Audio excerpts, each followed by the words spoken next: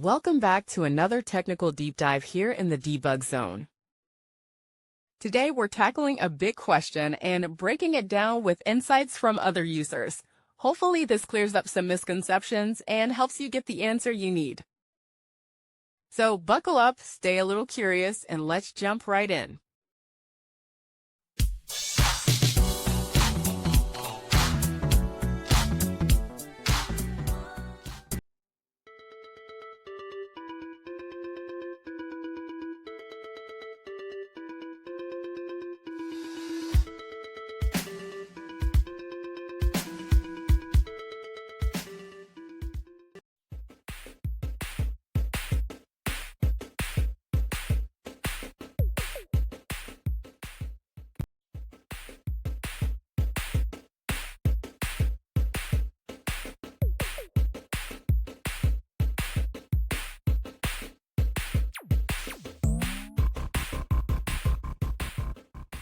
And that's a wrap.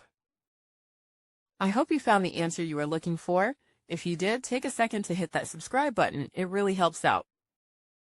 And let me know in the comments which solution worked best for you. See you next time in the debug zone.